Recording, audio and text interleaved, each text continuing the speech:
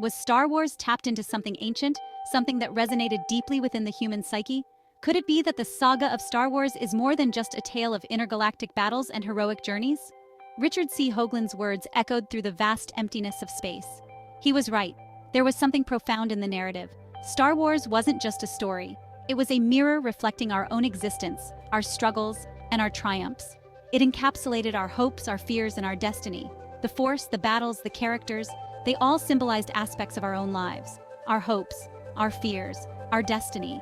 These elements were intertwined in a cosmic dance that spoke to the very core of our being. But somewhere along the way, that connection was severed. The purity of the Force, the essence of the story, began to fade. The Force, once a powerful energy field that bound the galaxy together, felt diluted, commercialized. It lost its original potency. The stories, once filled with clear-cut epic battles between good and evil, became muddled, confusing. The lines between right and wrong blurred. The galaxy far, far away cried out for balance. It yearned for a return to the clarity and purpose that once defined it, for someone to restore order, to bring back the harmony that was lost. The characters we loved, the battles we cheered for, all sought this balance. Little did we know that someone was listening. In the vast expanse of the cosmos, a force was at work, striving to restore the equilibrium. Ancient prophecies spoke of a time when the galaxy would be in turmoil, and a chosen one would rise to bring peace. Heroes and legends from across the stars would unite, driven by a common purpose. Their stories would intertwine, creating a tapestry of destiny, and in the end, balance would be restored. The galaxy would find its harmony once more, and the ancient mysteries would be revealed. The journey is far from over. The ancient mysteries continue to unfold, and the galaxy holds endless possibilities for future adventures. Star Wars remains a timeless saga, a testament to the enduring power of storytelling and the eternal quest for balance in the cosmos. A chill wind swept across Anaheim, California. Palm trees swayed under a sky that had suddenly turned dark. Above the gleaming fairy tale spires of Disneyland, a ship descended. Not just any ship, a Star Destroyer. The iconic shape, all sharp angles and overwhelming power, cast a long shadow over the Magic Kingdom. This wasn't a friendly visit. This was a hostile takeover. People screamed, running for cover as landing struts pierced the asphalt of the parking lot. From the belly of the beast, a ramp lowered. Two figures emerged, backlit by an eerie red glow. Darth Vader, his mechanical breathing echoing across the stunned crowd, marched toward Sleeping Beauty's castle. The air was thick with tension, every step he took resonating with the weight of his dark presence. By his side, Luke Skywalker, his face a mask of grim determination. The once hopeful farm boy from Tatooine now stood as a seasoned warrior, ready to face the challenges ahead. They were here for one purpose, to reclaim their legacy, the legacy that had been twisted and commercialized beyond recognition. The legacy that had inspired generations, but had now been reduced to mere profit margins. Disney executives, faces pale, watched in horror from the windows of their corporate offices. They had never imagined that the characters they had commodified would one day rise against them. Mickey Mouse ears lay abandoned on the ground, trampled underfoot by fleeing tourists. The once bustling theme park was now a scene of chaos and fear. The Force, once a source of merchandise and theme park rides, was about to show its true power. It was no longer a tool for entertainment, but a force of reckoning. "You have corrupted the stories," Vader's voice boomed, laced with the power of the dark side, twisted them for profit. His words echoed through the park, a chilling reminder of the consequences of greed. Your reign of mediocrity ends now. The time had come for a new era, one where the true essence of these beloved stories would be restored. The battle for the soul of the galaxy had begun, and there was no turning back. Inside the castle, panic reigned. Desperate calls were made. The air was thick with tension, and the walls seemed to close in on the inhabitants. The once grand halls now echoed with the sounds of fear and uncertainty. Security guards, armed with nothing but pepper spray and walkie-talkies, prepared for a fight they couldn't win. Their faces were set in grim determination, knowing full well the odds were against them. They had trained for many scenarios, but nothing could have prepared them for this. But Vader and Luke weren't interested in fighting stormtroopers. Their focus was elsewhere, driven by a purpose that transcended the immediate chaos. They moved with a sense of urgency, their minds set on a higher goal. They were on a mission to find the one person who could right this wrong, the one individual whose influence could turn the tide. Their journey was fraught with danger, but they pressed on, driven by hope and a sense of destiny. The man who had started it all, the architect of their universe, the creator whose vision had shaped their reality. His presence was the key to restoring balance.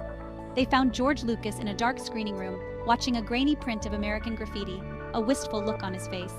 The room was filled with the soft glow of the projector, casting shadows that danced on the walls. He seemed unsurprised by their arrival, as if expecting them.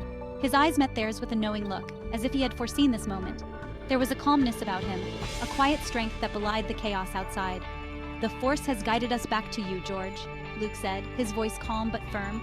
There was a sense of reverence in his tone, a recognition of the importance of the man before him. "It's time to reclaim our story." The words hung in the air, heavy with meaning. This was more than a mission. It was a quest for identity, a journey to reclaim their destiny. The future of their world depended on it.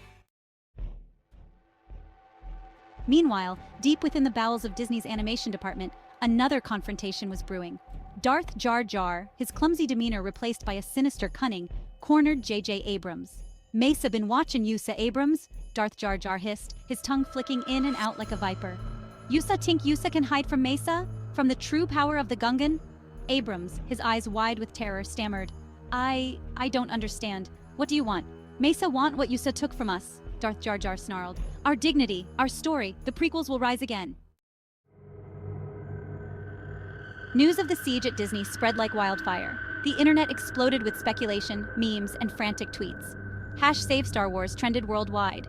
Governments issued statements urging calm, but the truth was, no one knew what to do. How do you fight a Sith Lord? How do you reason with a Wookiee? But the fight was over before it began. With a wave of his hand, Vader brought Disney's corporate empire to its knees. Stocks plummeted, parks shut down. The mouse, once a symbol of entertainment and magic, was reduced to a whimpering shadow of its former self. With Disney out of the picture, George Lucas, revitalized and filled with a renewed sense of purpose, set about righting the wrongs inflicted upon his creation. He gathered the best writers, directors, and artists in the world. Not the yes-men and corporate shills who had plagued the franchise for years, but true fans, people who understood the Force, who respected the legacy. The expanded universe, once deemed non-canon, was reinstated. Beloved characters were resurrected.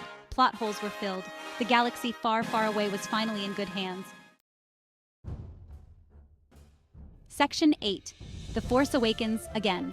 The first new Star Wars movie under Lucas's renewed leadership was met with universal acclaim.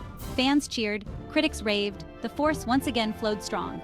The prequels under Darth Jar Jar's watchful eye were re-edited and re-released, finally earning the respect they deserved. Jar Jar, now a complex and tragic figure, became a fan favorite. The future of Star Wars was brighter than ever, but the story didn't end there.